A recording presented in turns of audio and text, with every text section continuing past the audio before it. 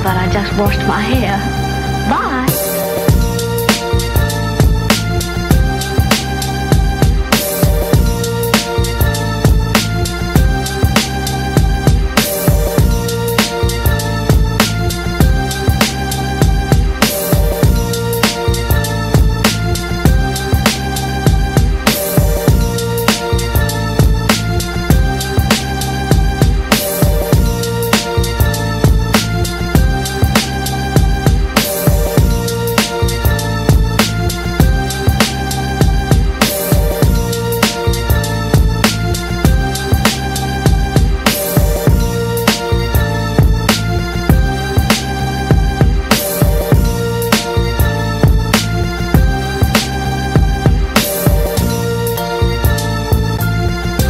I'm thinking about you, baby. I wish you wouldn't, Jimmy. What?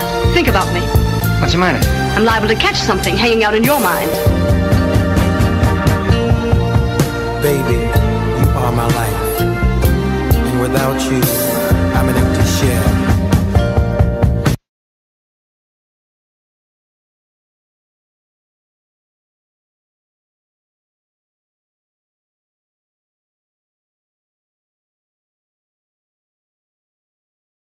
Somos o portal de notícias da Amazônia. E se você quer ficar bem informado com conteúdos sobre política, economia, esportes, entretenimento e a vida dos famosos, acesse www.amazoniapress.com.br e segue aí no Facebook e Instagram, @AmazôniaPress.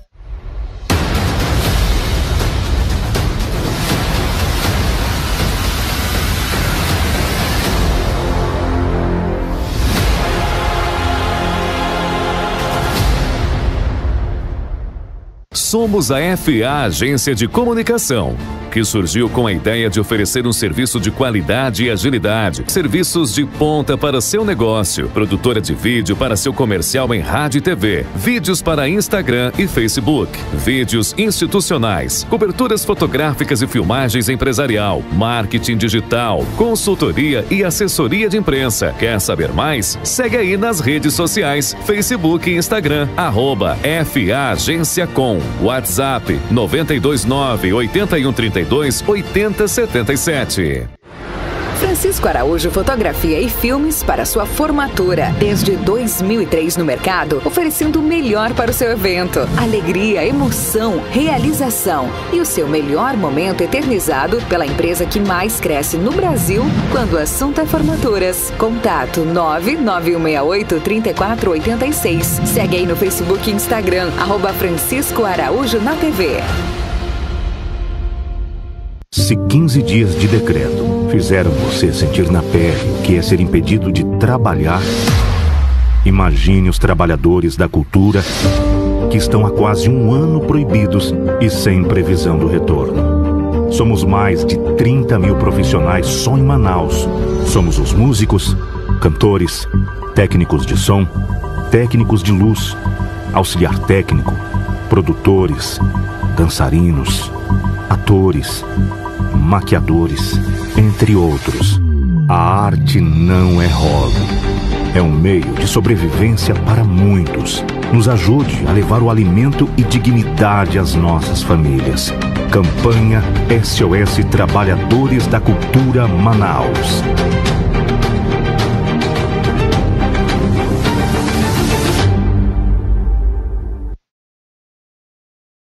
Vocês que estão assistindo a mais esta edição do programa De Frente com João Tayar. Estamos aqui às 14 horas, no coração da Zona Leste, no bairro do São José, diretamente no portal Amazônia Press, esse portal de tanta qualidade, com profissionais fantásticos, que aqui estão para trazer informação de qualidade a você e para também poder debater com você hoje temas importantes para a nossa vida em sociedade, temas importantes para que nós tenhamos um Brasil, um Amazonas, um Manaus melhor para todos e para todas. E a nossa intenção hoje, nesse programa desta tarde, é podermos discutir a participação feminina na política, debater o papel essencial que a mulher desenvolve no cenário político para promover as transformações sociais que nós tanto precisamos, a importância da igualdade de gêneros no tratamento da coisa pública, na função administrativa, de executar as políticas públicas, na função legislativa, que é a função de elaboração das leis. É este tema tão importante, tão imprescindível, que hoje nós propomos tratar com você que está nos assistindo.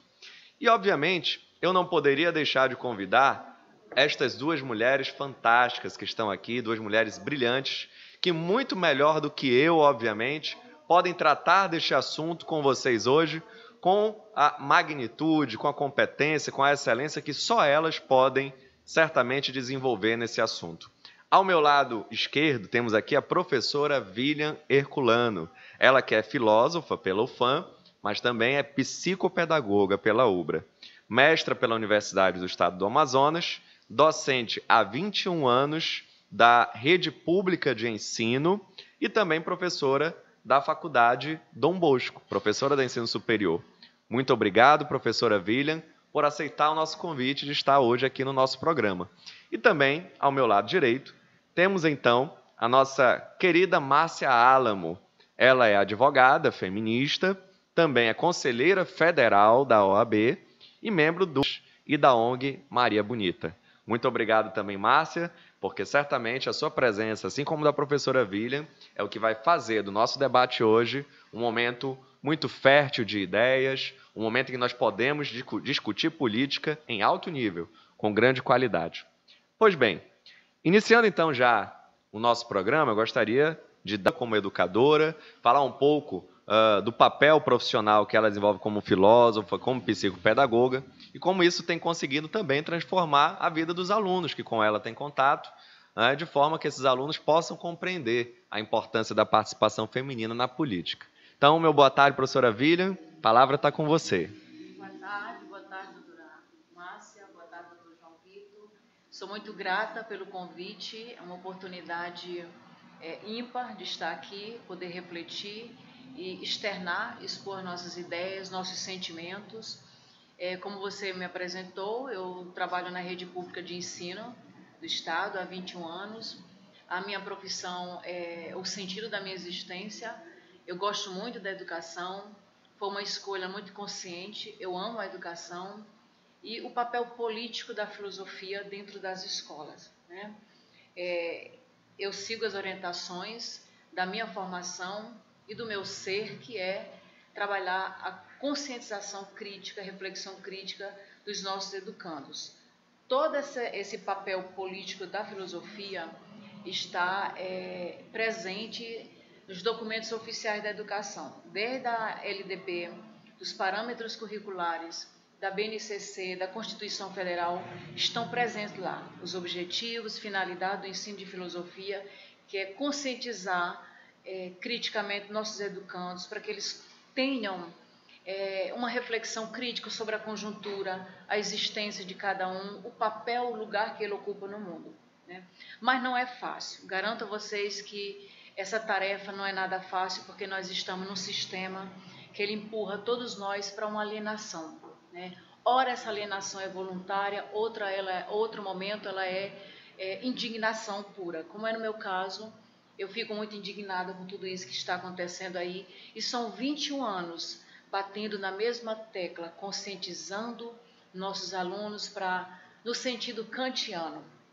Kant, século XVIII, emancipação, autonomia desse sujeito que busca o conhecimento, que busca o esclarecimento. E nesse momento que nós estamos numa sociedade, considerada sociedade de informação, uma enxurrada de informações a todo momento, um espetáculo midiático de informações que muitas vezes, como dizem os filósofos da escola de Frankfurt, na Alemanha, são informações que não informam, mas deformam, subformam um cidadão, né? Deforma o cognitivo, porque essas redes sociais, essas mídias, elas têm toda uma intencionalidade nas informações. Então, conscientizar nossos alunos para que eles tenham uma digestão saudável dessas informações é uma tarefa muito árdua e muito difícil, porque até eles compreenderem a conjuntura que estão inseridos leva um bom tempo. Como diz Kant, é um processo de amadurecimento cognitivo e que é um processo de construção social, política, de formação, e leva tempo. Agora, eu me surpreendi muito, eu luto sempre pela categoria, sempre estive presente nas greves e tem me entristecido muito a categoria não ter consciência política, né? A politização da categoria é necessária e urgente. É necessária e urgente formação continuada para os professores, para que eles não tenham medo do sistema, enfrentem nossos opressores. Eu, como sou nordestina, eu não tenho receio de enfrentar meus opressores. Ao contrário, o opressor, para mim, só me fortalece, me encoraja, porque eu venho de uma cultura altamente machista, eu sei como conviver e como lidar com um opressor. Eu sei aprendi na vida prática, na vida cotidiana, lá do interior do Nordeste, eu aprendi as táticas de sobrevivência para lutar contra os opressores. Então, dentro das escolas ou fora delas, eu me defendo e defendo a categoria. Sempre estive do lado da categoria, né? Então, assim, a educação é uma alavanca de transformação da sociedade. Como diz Paulo Freire, com a educação é difícil, sem ela fica muito mais difícil de transformar a nossa sociedade.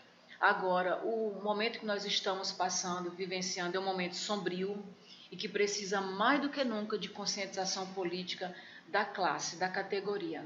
Os professores precisos, educadores de todo o país, precisam se conscientizar do papel e a importância dele para a transformação política, social e histórica do momento que nós estamos vivenciando, que é um momento traumático, assustador. Perfeito, professora William. Você faz uma reflexão muito importante, interessante, sobre como, apesar de nós estarmos na era da informação, estas informações têm sido utilizadas com a finalidade de deformar a personalidade, o cognitivo de quem absorve essa informação. E isso tem, infelizmente, deturpado não só a mente de tantos jovens, de tantas pessoas no nosso país, mas deturpado a própria democracia. Porque é por meio dessas informações de péssima qualidade, criadas artificialmente, para ludibriar, para enganar, para mentir, é por meio desse tipo de tática que o eleitor brasileiro tem sido conduzido a escolher políticos traiçoeiros, políticos que não possuem compromisso com as pautas sociais, políticos que têm levado o Brasil ao estado em que nós nos encontramos hoje. Um estado de completa catástrofe, uma pandemia em que o país está mergulhado na falta de compromisso com o salvamento de vidas, com o estabelecimento em massa das vacinas. Então, tudo o que essa desinformação tem gerado é deturpação da nossa democracia e, consequentemente, destruição do próprio Brasil. E, considerando essa realidade, que é indiscutível, eu gostaria que a doutora Márcia Álamo, que é também conselheira federal da OAB e é membro do Observatório de Candidaturas Femininas, pudesse nos falar como o Conselho Federal da OAB e como a própria OAB tem reagido a essa realidade socioeconômica, essa realidade brasileira, e como o Observatório de Candidaturas Femininas tem enxergado também a inserção das mulheres na política como um meio de resolução desses problemas sociais nos quais o Brasil está mergulhado. Então, puder falar um pouco para a gente, doutora Márcia, sobre o papel dessas instituições tão caras, tão importantes para a nossa democracia, a palavra está com você. Então, primeiramente, dar o meu boa tarde a todos e a todas que nos ouvem. Agradecer muito o convite do Dr. João Tayá. É uma pessoa que eu acompanho já há algum tempo, um jovem, profissional brilhante, que tem se debruçado, sobre essas questões políticas, tem colocado seu nome à disposição, que é uma coisa muito importante. A gente precisa de jovens, a gente precisa de todas aquelas pessoas que realmente queiram mudar esse país para melhor, que se apresentem. Então, o Dr. João tem se apresentado, então é uma honra eu estar aqui. Muito obrigada pelo convite, ao lado da professora William também, como ela disse aqui, filósofo, uma disciplina tão importante, para a nossa construção enquanto seres humanos, enquanto seres sociais. Então, um prazer muito grande estar aqui essa tarde. E ainda por cima para falar de um tema que eu adoro, que é a política e que é a participação da mulher na política. Então, muito obrigada pelo convite, vai ser um prazer ir respondendo, tentando responder a pergunta do Dr. João, do João Tayá, que não é tão simples, mas a gente precisa, no meu entendimento e na minha observação aí de 3 décadas, eu já tenho 3 décadas de formada em Direito, eu sou advogada, e acompanhando também essa questão política, o que a gente observa? A gente precisa naturalizar essa conversa, A gente precisa fazer com que falar sobre política seja uma coisa muito natural, porque todas as decisões, elas são políticas. Eu costumo dizer que da hora que a gente acorda até a hora da gente dormir, inclusive enquanto a gente está dormindo, alguém pensou aquilo para a gente, Então, tudo é político. Quanto a gente vai pagar de energia elétrica, a água que a gente vai consumir, o alimento que a gente vai colocar na mesa, a segurança pública, a iluminação pública, onde nossos filhos vão estudar, tudo isso passou por uma decisão política. Então, nada mais justo que, se o planeta é habitado por homens e mulheres, na proporção de 50 em 50 praticamente, que a gente esteja inserido nessa discussão e que a gente participe da condução dessa política. Então, João me pergunta a participação da OAB nesse contexto todo. Eu realmente estou como conselheira federal da OAB pelo estado do Amazonas. E a OAB tem se preocupado muito com isso, tem se preocupado muito com esse contexto atual, que é um contexto realmente tenebroso, de muitos retrocessos, conquistas históricas, não só para as mulheres, mas para a sociedade como um todo, estão se esvaindo de uma forma muito abrupta, né? Então, a OAB tem acompanhado, tem movido ações contra esses gestores, contra esse sistema. Então, tem sido uma discussão frequente junto ao Conselho. É muito importante, né, a gente dizer o seguinte: a OAB ela é um conselho de classe.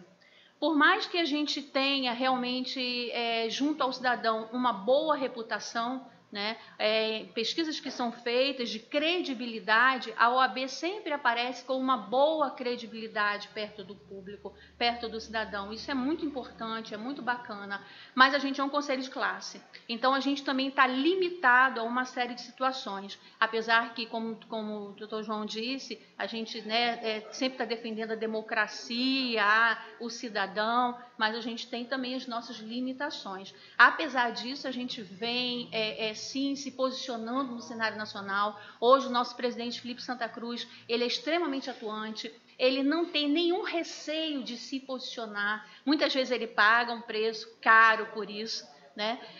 Muitos colegas entendem que a gente deve ficar só intramuros ali discutindo as nossas questões de classe, mas a gente está sempre saindo desse muro e oferecendo não só crítica, mas também soluções, né? Apresentando soluções também aos problemas, levando às barras do judiciário questões que a gente acha importantes. E eu vou dar um exemplo aqui, é a questão da vacina, né? A OAB ela tem movimentado ações no sentido de obrigar os gestores a adquirir vacina, a vacinar toda a população. Hoje, como todos nós sabemos, temos mais de 450 mil brasileiros mortos, e por uma doença que já tem vacina e que a gente já poderia estar vacinando a população desde dezembro do ano passado, e não está sendo feito. Então, a OAB tem atuado em todas essas frentes, e especificamente em relação ao observatório, acho que depois eu vou poder falar um pouquinho mais sobre ele, que atuou agora na eleição de 2020, e aqui observando o que aconteceu em Manaus, no Amazonas, e eu digo para vocês que não foi bom, não. Não foi nada bom o resultado das eleições, principalmente para as mulheres, para a participação das mulheres. Foi um cenário bem, bem triste. Perfeito, doutora Márcia. É muito importante que a OAB se posicione mesmo. A OAB, durante toda a história do nosso país, sempre desempenhou um papel essencial na luta por democracia, né? Inclusive, durante o período ditatorial, período de regime militar pelo qual passou o Brasil, a OAB exerceu um papel fundamental no restabelecimento dos direitos mais básicos, mais humanos, mais fundamentais das pessoas. O direito a ter uma opinião política sobre um determinado assunto. O próprio direito de nós hoje estarmos aqui discutindo livremente ideias foi fruto de muita luta encampada pela militância, né, pelas pessoas que estavam dispostas a arriscar suas vidas para lutar por esse direito, mas também por instituições como a OAB. Então, a OAB tem que fazer valer a sua história, tem que respeitar a sua história e estar sempre na linha de frente lutando por democracia, né? E lembrando sempre que a democracia não é meramente o direito de votar em alguém, mas a democracia se promove quando nós também fazemos com que todas as pessoas tenham acesso ao cumprimento dos seus direitos fundamentais. Uma saúde de qualidade, uma educação que transforme, né, as pessoas, uma segurança pública que funcione e proteja o cidadão. Tudo isso diz respeito à nossa democracia. E a OAB luta por tudo isso, por isso é muito importante o papel da OAB no cenário brasileiro. Vocês já perceberam que as nossas convidadas sabem muito sobre esse tema da nossa edição do programa de hoje, da participação feminina na política e a importância da própria política em si. São pessoas com leituras muito aprofundadas e de muita qualidade sobre o cenário político pelo qual passa o nosso país. E aí, já que inclusive a doutora Márcia tocou no assunto do resultado das eleições e como foi a ótica do Observatório de Candidaturas Femininas diante dessas eleições, né, não foi uma leitura muito positiva, eu gostaria que a nossa equipe aqui do Portal Amazônia Press passasse aí para os nossos telespectadores, você que está nos assistindo, a matéria realizada pelo portal. Né? Se puder mostrar aí a imagem da matéria. A matéria tem como título Reviravolta em investigação judicial, cria clima de desavenças e início de novas filiações. Então tem aí a matéria, o título principal da matéria, ele trata de uma possível fraude na eleição de Manaus, ocorrida em 2020. E no texto da matéria, se vocês puderem também disponibilizar o texto aí aos nossos telespectadores, temos aí o texto, né? Que em Manaus, partidos políticos são investigados por utilizarem mulheres como laranjas para atingir a cota de gênero nas eleições de 2020. A ação de investigação judicial, com 8 vereadores que poderão ser cassados, envolvem partidos como PTC, PV, Republicanos e Patriota, criando crises internas, como ocorre no Patriota, entre o Coronel Menezes e o deputado estadual Felipe Souza. Se o Tribunal Regional Eleitoral entender que houve fraude na cota de gênero e houver provas cabíveis suficientes, 8 vereadores poderão ter os seus mandatos cassados. É o caso do pastor João Carlos, capitão Carpê e Márcio Tavares, do Republicanos, professor François, do PV, Peixoto, do PTC, Joelson Silva, Ivo Neto e Dione Carvalho, do Patriota.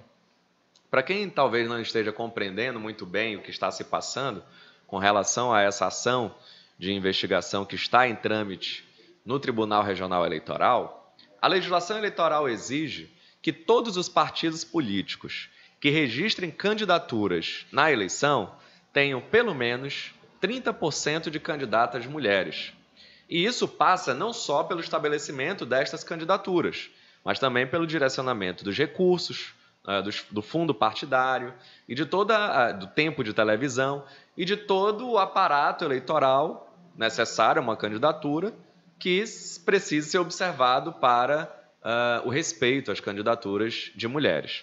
E, infelizmente, alguns partidos políticos arrumam formas de burlar essa exigência eleitoral. Ou seja, eles inscrevem no Tribunal Regional Eleitoral candidatas mulheres, mas que na prática essas candidatas não fazem campanha, ou quando fazem campanha para outros candidatos homens do mesmo partido, e o que nós constatamos é que muitas dessas mulheres têm 0 votos, quando a gente vai ver o resultado eleitoral, elas têm 0 votos, não tiveram nem o próprio voto, porque estavam fazendo campanha para outros homens, ou então também receberam recursos que foram repassados aos mesmos doadores que fizeram as doações, tem recursos que foram repassados burlando as regras eleitorais. Tudo isso está sendo investigado e está sob apuração do Tribunal Regional Eleitoral. Nós percebemos, doutora Márcia, que os partidos que se valem desse tipo de comportamento, dessas táticas ilícitas, que podem culminar na cassação da chapa inteira desses 8 vereadores que estão na Câmara, são partidos conservadores, são partidos alinhados ao governo Bolsonaro, né, que é o Republicano, um partido altamente ligado a determinadas denominações religiosas e que seguem essa visão política dita conservadora, de direita, né? E o Patriota, são 3 vereadores do Republicano, 3 vereadores do Patriota, que é o outro partido totalmente aliado também ao presidente da República. Tanto que houve aqui o candidato a prefeito de Manaus, que era desse partido Patriota. Os 2 candidatos mais bolsonaristas do pleito municipal, diga-se de passagem, eram exatamente desses 2 partidos, né? Que era o Coronel Menezes, pelo Patriota, e o capitão Alberto Neto, pelo Republicanos. Ambos os partidos estão sendo acusados de burlarem a legislação eleitoral, colocando no pleito aí supostas candidatas mulheres laranjas para, então, atingir os seus resultados eleitorais. O que a senhora, como especialista no assunto, que é, além de advogada, tem acompanhado de perto toda essa questão eleitoral e toda a participação das mulheres como candidatas, como o Observatório de Candidaturas Femininas enxerga esse fenômeno, essas suspeitas que recaem sobre esses partidos ditos conservadores, E como o Observatório e a própria OAB ou a advocacia podem contribuir para trazer soluções para que esses problemas não venham a se repetir no futuro? Então, é preciso, né, que a gente faça que se situe, né, no tempo, espaço. Essa questão da participação da mulher na política, ela não é nova, como muitas pessoas pensam. Na verdade, já faz muito tempo que a gente vem tentando se inserir na política. Ao contrário do que muitas pessoas dizem, não tem mulher interessada em política, os partidos não conseguem encontrar mulheres que queiram participar da política. Isso não é real. Desde o início do século, desde o século passado, do início do século passado, a gente tem relatos, histórias de mulheres que participaram da política, que trabalharam na política, que deram sugestões, tentaram apresentar seus nomes. O que acontece é que a política ela é extremamente machista e misógina. Então, não nos querem na política, não querem a participação na política. Isso é o que acontece. Então, trazendo mais para frente, a gente tem o quê? Essa questão da legislação que prevê a cota de mulheres na política, ela também é uma coisa que não é recente, ela já vem de algumas décadas atrás, né? A própria Marta Suplicy, a Benedita da Silva, foram mulheres que no Congresso Nacional levantaram essa bandeira, agora mais recentemente, porque como eu disse, isso já é uma coisa bem do passado. A gente teve já senadoras aqui, senadora Eunice, a gente teve várias mulheres na nossa política, mas agora mais recentemente, falando mais recentemente da legislação em si, da previsão legal da participação da mulher, a gente pode apontar essas Benedita e Marta, que trouxeram essa reivindicação, melhoria na legislação. Começou com 20%, né, a cota de mulheres, depois evoluiu para 30%. Agora, qual é o problema? A legislação ela previa essa participação, mas ela não previa uma punição para os partidos que não cumprissem essa participação, né? Então, é muito difícil, porque lei sem pena fica difícil, né? Ninguém quer cumprir, porque qual é a obrigatoriedade? Qual é a pena que vai ter para quem não cumprir?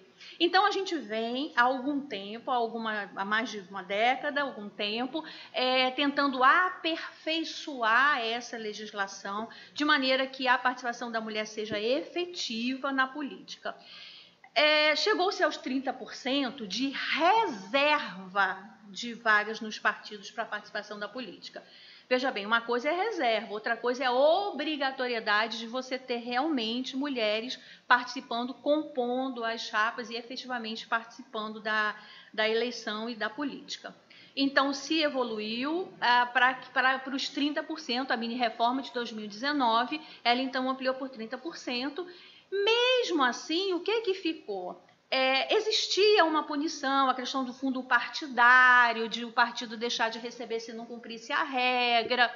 Só que o que acontece? Algumas punições que foram dadas foram anistiadas.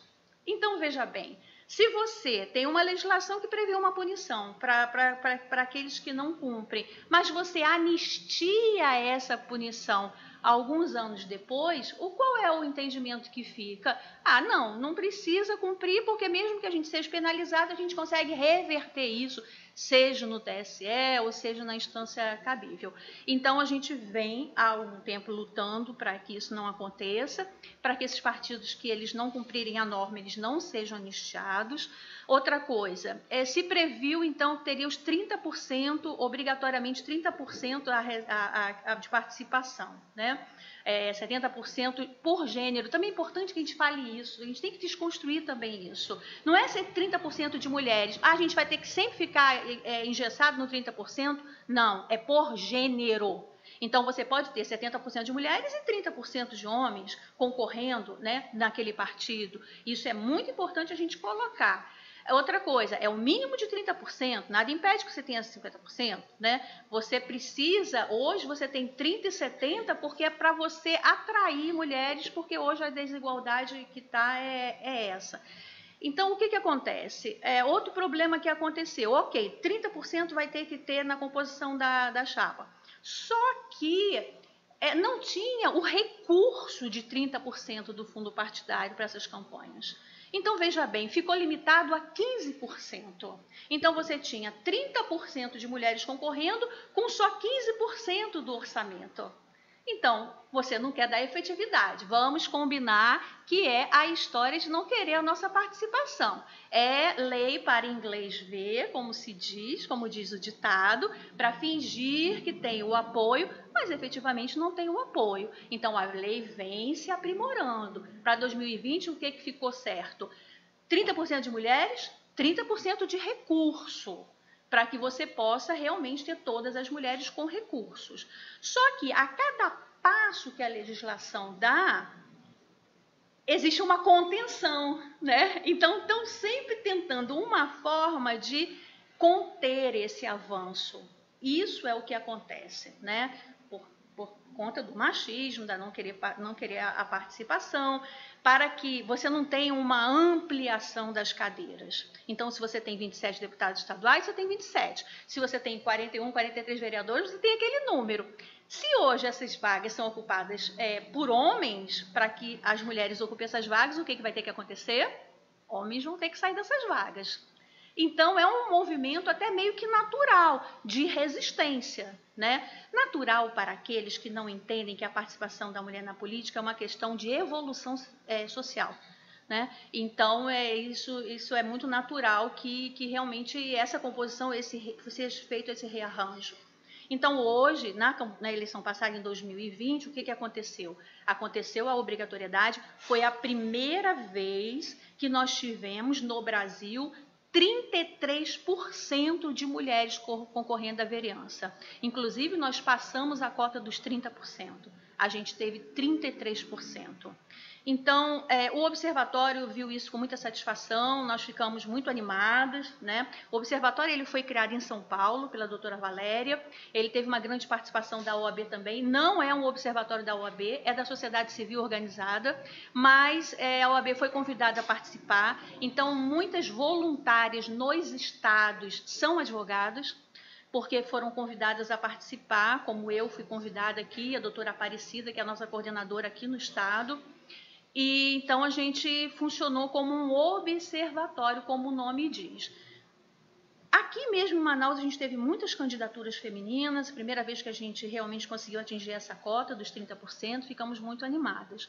Só que o resultado não foi animador. Infelizmente foi muito aquém do esperado. Nós recebemos várias denúncias de falta de recurso, mulheres sendo utilizadas, candidatas sendo utilizadas para candidaturas fictícias. A gente nem gosta muito dessa história de laranja, né? A gente prefere um termo mais técnico, que é o fictício, né? Que são candidaturas fictícias. E durante a campanha, a gente teve notícia de partidos que não estavam dando verba para que as candidatas fizessem as suas campanhas. Chegamos a oficiar o Tribunal Regional Eleitoral sobre essas denúncias, né? E também a questão... qual é o maior instrumento que as mulheres tinham, que inclusive era isso que a gente orientava? Como observatório a gente não podia fazer muito, a gente é um observatório da sociedade civil, a gente pode levar ao conhecimento do Ministério Público Eleitoral, do TRE, o que está acontecendo. Mas a gente sempre estimulou muito para que elas denunciassem, formalizassem essa denúncia, porque a gente sabe que a eleição não acaba no dia da eleição, você tem um longo processo depois, que foi o que o doutor João estava comentando agora, né? Que agora é que está surgindo, porque agora é que estão concluindo as investigações, o Ministério Público está oferecendo, então, as ações competentes, o TRE vai apurar, já está apurando. Então, a gente orientou muito nesse sentido de que denunciassem. Algumas ameaçaram retirar as suas candidaturas. Isso é uma decisão muito importante, porque se você não quer ser usado como fictício, então você tem que se posicionar. Não, opa, peraí, eu não estou aqui para isso, eu estou aqui para concorrer. Né? Então, você não vai me dar recurso, você não vai apoiar, não vai me dar espaço de mídia. Outra evolução também da legislação, tem que ser dado espaço Antigamente, as mulheres apareciam só naquele congeladozinho, rapidinho, com o número, né? E não tinham voz, não tinham vez. Hoje tem que ser partilhado direitinho, de acordo com o número de candidatos, o tempo de TV, o tempo de espaço de mídia. Então, a gente orientava muito nisso, porque uma candidatura retirada vai influenciar em quê? No percentual de homens candidatos. Então, se você tem que ter esse 70 e 30, se você baixa do 30, você vai ter problema com as candidaturas masculinas. Então, aí que está o nosso poder, né? De pressão, né? Então, infelizmente, o Brasil todo elegeu 12, 13% de vereadores. É muito pouco. São mais de 5 mil municípios, com apenas 12, 13% de candidaturas femininas que alcançaram êxito. É muito pequeno ainda esse percentual. E tem questões também muito importantes. Agora estão vindo os números, porque a eleição foi ano passado, em 2020. Então, agora que está se consolidando números, agora que o TSE está divulgando também números, e os números que estão chegando não são nada animadores, nada animadores. Para vocês terem uma ideia, de 5 mil candidatos que não teve nenhum voto a vereador, 5 mil candidatos no Brasil não tiveram nem o voto, ou seja, nem o dele próprio, nem ele, nem a mãe dele, nem a esposa dele, nem o marido, nem o filho dela ou dele votou nele. São 5 mil candidaturas. Só que o que nos chama mais atenção não é só isso, mas o que nos chama mais atenção é que desses 5 mil que não tiveram nenhum voto, 65% são mulheres. 65% desses 5 mil candidatos que não obtiveram nenhum voto são candidaturas femininas. Então, isso chama atenção.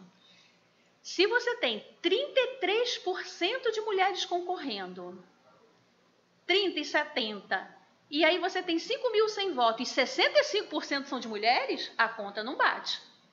Essa conta não bate, não é mesmo? Então, esses números são importantes, depurar os números, mostrar para a sociedade os números, porque aí a gente vai chegar a quê? Nas candidaturas fictícias e mulheres ainda sendo usadas por partidos políticos só para preencher cota.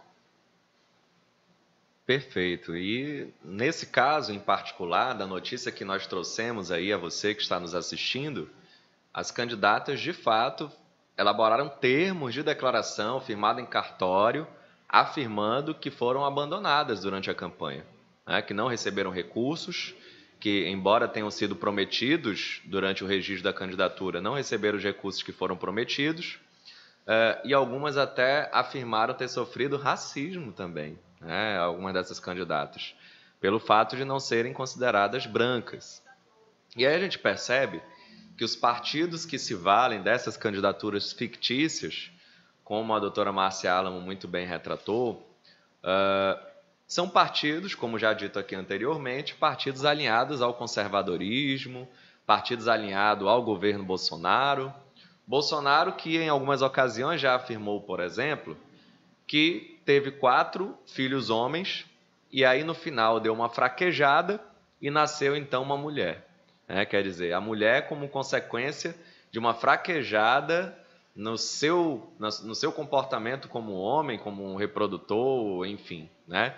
Já afirmou em outras ocasiões, por exemplo, também, que a mulher, na visão dele, era merecido que ela ganhasse menos por engravidar, né?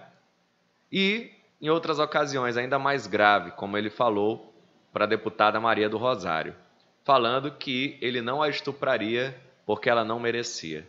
Como se o ato do estupro fosse um merecimento, algum tipo de prêmio, algum tipo de benesse concedida a uma mulher. Quer dizer, uma atrocidade sem tamanho, um absurdo inaceitável para, na época, um deputado federal, pior ainda quando nós estamos tratando do presidente da República, o presidente do Brasil. Infelizmente, esses tipos de fala, que são extremamente machistas e misóginas, elas são falas que contam com o apoio de uma parcela da população, lamentavelmente, e são reproduzidas no comportamento diário de muitos homens. E, infelizmente, até vemos mulheres no parlamento que conseguiram superar todos esses obstáculos, que existem a participação das mulheres na política fazendo coro ao governo machista e misógino do Bolsonaro, como é o caso das deputadas Carla Zambelli, Bia Kicis, que poderiam muito bem estar fazendo um papel de excelência na Câmara Federal em defesa dos direitos das mulheres, mas que vem apenas para fortalecer esse governo que quer eliminar a participação das mulheres na política. E aí vemos essas contradições não só entre as mulheres, mas vemos deputados negros que se elegeram também fazendo coro ao fascismo e à antidemocracia representado pelo Bolsonaro, como o próprio Hélio Negão, né, que foi aquele deputado eleito ali, que foi eleito até de uma forma meio estranha, porque a única coisa que as pessoas sabem é que ele sempre estava ao lado do Bolsonaro nas lives e em fotos e vídeos, etc. Eu não sei muito sobre ele além disso, eu acho que esse é o sentimento da maior parte da população, mas foi eleito dessa maneira. Então nós vemos essas contradições, né, professora William? De muitas vezes até mulheres que conseguem conquistar o seu espaço no parlamento, mas que vêm a reforçar esses discursos que são, na verdade, antifeministas, anti-igualdade de gênero e que atacam a própria existência das mulheres, né, como são essas falas grotescas do Bolsonaro. Como a senhora que é professora e é psicopedagoga, como enxerga essa contradição, né, dos partidos alinhados ao governo Bolsonaro, burlando as regras que dizem respeito à participação das mulheres na política, são alinhados a essas ideias fascistas e conservadoras, e como as mulheres que conseguem conquistar esse espaço conseguem ainda caminhar ao lado de pessoas que lutam para que elas não tenham esse espaço. É uma contradição que só pode ser explicada mesmo talvez por uma professora de filosofia, que tem conhecimento suficiente para nos trazer aí algumas soluções a essas reflexões que nós fazemos. Para mim é uma contradição evidente que não deveria existir, mas infelizmente existe. E eu penso que a professora, com todo o seu acúmulo teórico que possui, pode nos explicar por que esse fenômeno ocorre no Brasil. Ok, eu não sei tudo, tá? Por ser filósofo, exatamente de forma socrática, só sei que nada seja. A gente está sempre aprendendo, a gente se esforça para dar algumas respostas, para nos aproximarmos dos sinônimos, dos fenômenos. Eu quero pedir desculpa aos telespectadores, eu não dei boa tarde para eles, eu acho que eu fiquei nervosa. Boa tarde aos nossos telespectadores. Olha só, eu quero me reportar a fala da doutora Márcia, quando ela diz que a luta ela é histórica, a luta das mulheres para participar da política, né? Eu lembro de uma personagem, Marie Gourget, 1789, naquele contexto da Revolução Francesa, aconteceu a Declaração dos Direitos do Homem e da Cidadania. Em seguida, ela prepara esse documento e dá entrada na França, Declaração dos Direitos da Mulher e da Cidadania. Em poucos meses, ela passou pela guilhotina, naquele contexto de Robespierre,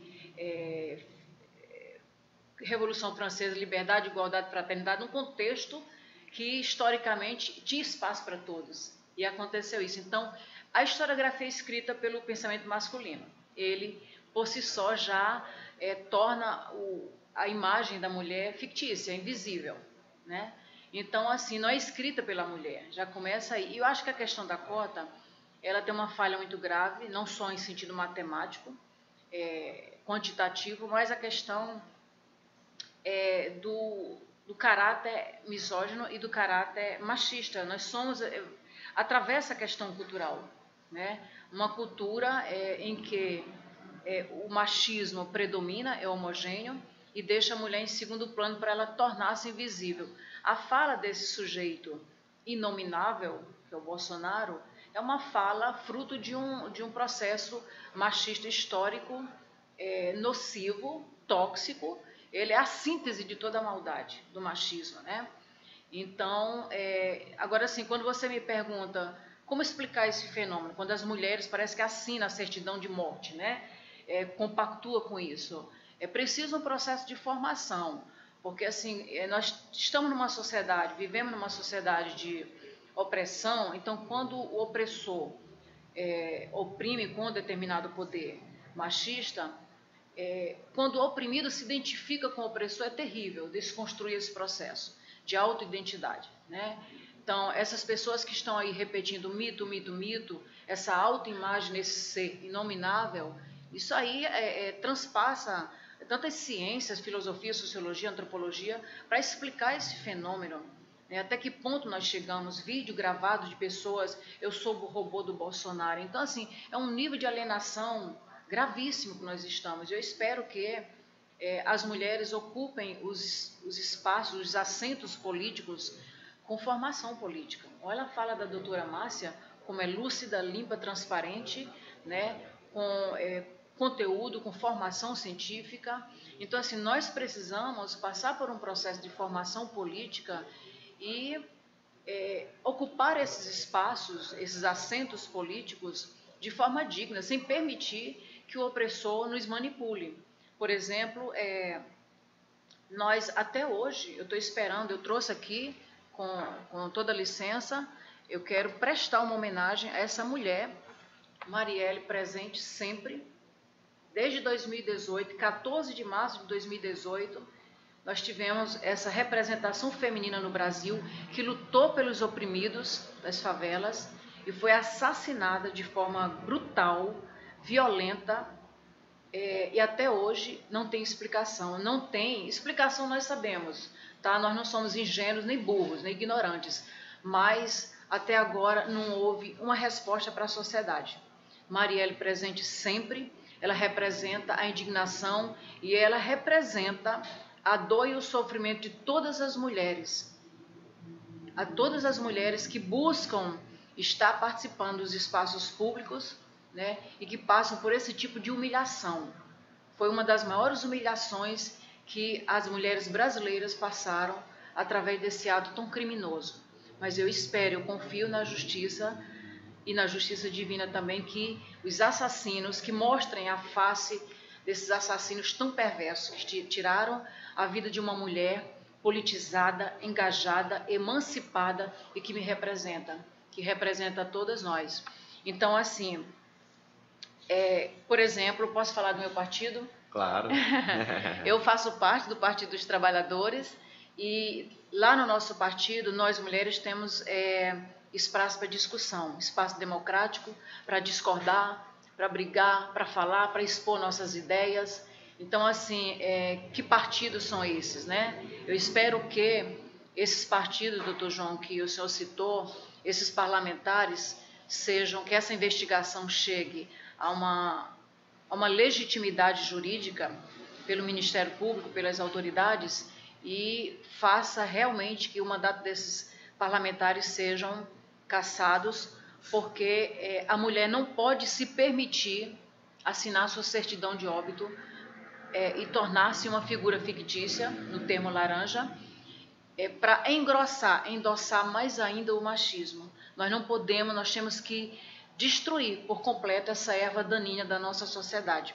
Justamente por conta do olhar desse cidadão não, desse ser inominável, né, é que as mulheres, desde o século XIX para cá, lutam constantemente por um espaço na sociedade, um espaço digno. Para você ter uma ideia, somente no século XIX foi que aconteceu, 1897, 1900, por aí, 48, não lembro bem a data, a primeira legislação para a formação feminina, e as mulheres ainda foram autorizadas a estudar, mas adentrar nas escolas para uma formação doméstica, ser prendada, bordar, costurar, cozinhar e casar, né? Então, a história da mulher sempre foi voltada para a domesticação de um animal que sabe falar, que é um animal feroz. Quando ela está com raiva, ela sabe se defender, mas para ser domesticada mesmo, né? Ficar calada, em silêncio, submissa.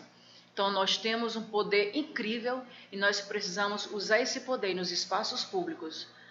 Precisamos mesmo atuar, ocupar os assentos políticos e mostrar nossa dignidade, não permitir que ninguém, nenhum desses parlamentares, nenhum desses partidos, nenhum, de forma incondicional nenhum, nos usem como objetos, nenhum tipo de objeto, para satisfazer uma cota, para satisfazer o peso do machismo. Isso jamais pode acontecer. Se nós queremos ser respeitadas por eles, precisamos primeiro nos respeitar.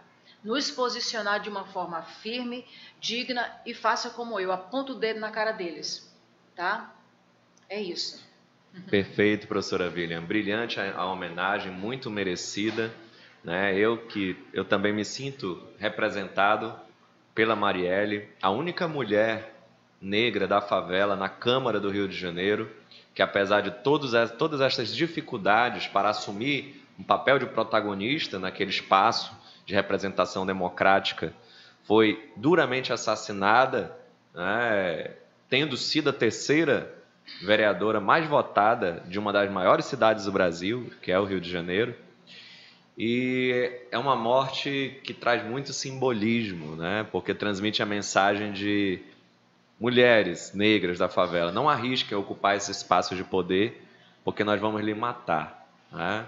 É uma mensagem muito clara e muito dura para nós, né? Muito entristecedora, muito desanimadora, mas como se diz, né? Após a morte da Marielle, ela floresceu, cresceu e germinou, e todos nós hoje somos sementes dessa transformação que ela buscou plantar durante a sua breve existência, né?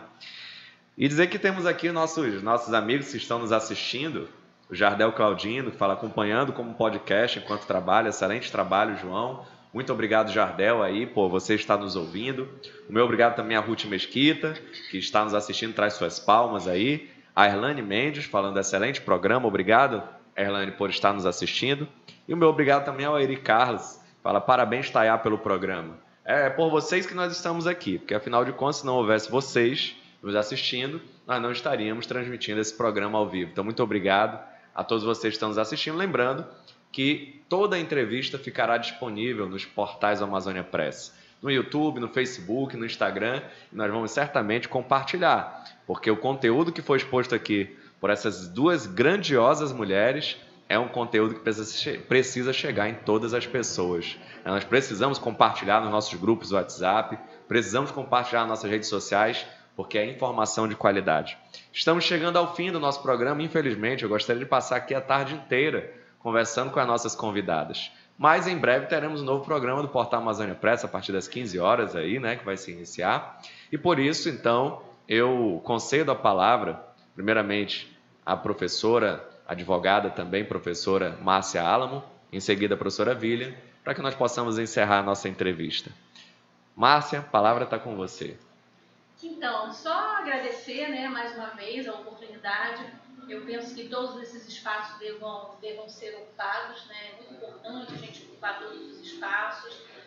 Mais uma vez, reforçar, como o João falou, professora Villan, essa questão da Marielle, ela é muito simbólica, como o João falou muito bem, não é questão da Marielle, é um recado dado a toda a sociedade, né? Então, se a política já é mal vista, malquista, se as pessoas acham que a política não é um ambiente bom, fazem questão de reforçar sistematicamente isso, para que as pessoas de bem, para que as pessoas que querem colaborar, que não entendem a política como um negócio, queiram participar, acabem recuando e se afastando e com medo, né? A gente teve um caso agora recente de uma vereadora trans, a primeira vereadora eleita em Niterói, no Rio de Janeiro, que teve que sair do país devido às ameaças de morte.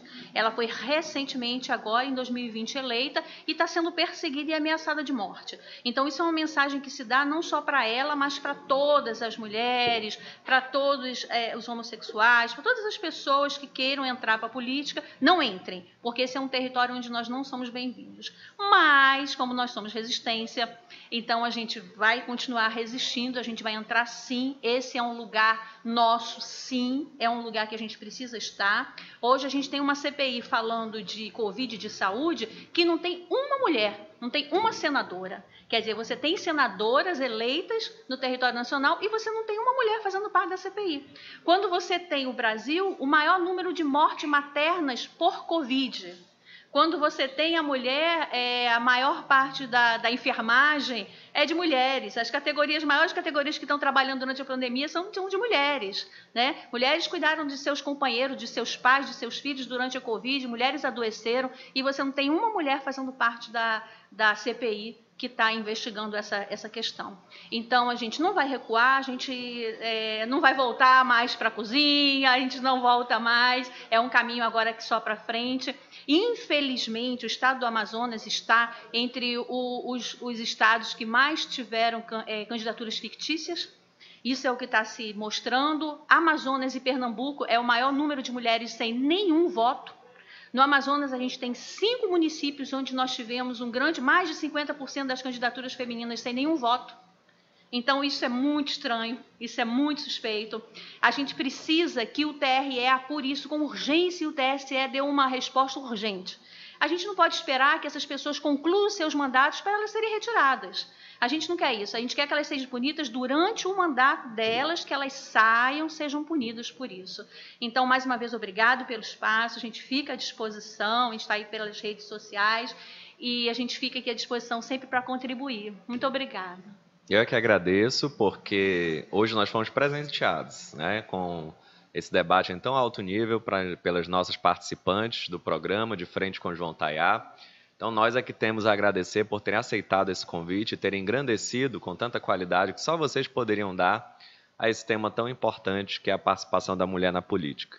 Professora William, agora as suas considerações finais para que nós possamos finalizar após a sua fala, então, o nosso programa de hoje. Minha gratidão ao convite, gratidão por conhecê-la pessoalmente, doutora Márcia. Linda, maravilhosa, consciente, politizada, muita ética, muito bom senso. Quero agradecer, gratidão aos nossos telespectadores, ao delegado João Vitor, que nos convidou. A labuta, a nossa luta, ela é contínua, do mito do machismo a novos horizontes, né? Quebrar esses paradigmas de machismo, não aceitar o que foi imposto para nós, que nós temos que sermos submissas. Eu não tenho nada contra a cozinha, eu gosto de cozinhar, eu cuido de casa, mas esse não é o único espaço que nós podemos ocupar. Tá? Acho que nós incomodamos exatamente pelo fato de nós termos um olhar muito aguçado e perceber as contradições, de olhar o que está lá embaixo do tapete, a sujeira, e trazer à tona. Nós temos esse olhar bem aguçado. E eu quero concluir agradecendo a todos e todas e dizer para todas nós mulheres que preservemos a nossa dignidade, fiquemos sempre atentas pelas intencionalidades de partidos que agem de má fé contra essas cotas e que o momento que nós estamos passando, um momento tão sombrio, tão devastador com essa política fundamentalista, nociva, doentia, patológica, que isso passe das nossas vidas. Tudo indica que nós ficaremos com consequências e sequelas por conta da negligência e responsabilidade desse governante maior, que na verdade é menor, né? Mas nós vamos vencer. Nós vamos vencer, vamos sair. 2022 vem aí e cabe a nós termos consciência de saber escolher pessoas dignas para nos representar, sem fanatismo, sem patologia, sem ódio. A campanha de ódio midiática, do gabinete do ódio, de tudo isso nos prejudicou, nos adoeceu e já são mais de 400 mil mortos com o slogan de é só uma gripezinha, um resfriadozinho. Não é brincadeira. Como diz o poeta, não é a vida que segue, mas parece que é a morte que está seguindo. E nós temos que ficar muito alertas para mudar esse quadro, essa realidade que tem esperança, tem ventos bons que estão aí nos esperando. A gente só tem que olhar com esperança e fazer escolhas corretas e dignas. Eu quero levantar minha plaquinha, porque isso aqui é uma dor que fica para sempre, mas como o Dr. João Vitor falou, Marielle Presente foi uma semente plantada para todas nós. Nós incomodamos e vamos continuar incomodando, mas é assim que nós somos no mundo, tá? Se tem que ser assim, assim será. Nós não vamos nos curvar para o machismo, nem para fundamentalismo, nem para patologias, para ódio. Nós escolhemos o caminho oposto, da dignidade, da ética, da reflexão e do bom senso. e nós vamos vencer. Marielle presente, sempre. Muito obrigado, professora William. Marielle presente sempre. Se Deus quiser, o ano de 2022, como a professora William falou, vai ser um ano de mudança, de transformação para a sociedade brasileira e de recuperação da nossa esperança, de dias bons para as pessoas que nós amamos, para a nossa família e para todos os brasileiros. Muito obrigado a todos e todas vocês que nos assistiram no programa de hoje com essas duas brilhantes mulheres. Lembrando que nós estamos toda semana aqui no nosso programa de Frente com o João Tayá. Teve até uma das pessoas que nos acompanha. João, por que vai ser dessa vez na quinta-feira e não na sexta? Eu já estava me acostumando toda sexta-feira às 19 horas, porque infelizmente eu tenho minha escala de plantão para seguir na polícia também, né? Então, quando o meu plantão cair na sexta, nós vamos fazer o programa na quinta, preferencialmente. Muito obrigado a todos que nos assistiram. Compartilhem essa entrevista com todos os amigos e familiares de vocês. Nós encerramos aqui mais uma edição do programa de Frente com o João Tayá e eu aguardo você na semana que vem com novos entrevistados e debatendo a política com qualidade. Muito obrigado. Boa tarde a todos e todas. Valeu. Boa tarde. Somos o portal de notícias da Amazônia. E se você quer ficar bem informado com conteúdos sobre política, economia, esportes, entretenimento e a vida dos famosos, acesse www.amazoniapress.com.br e segue aí no Facebook e Instagram, @AmazôniaPress.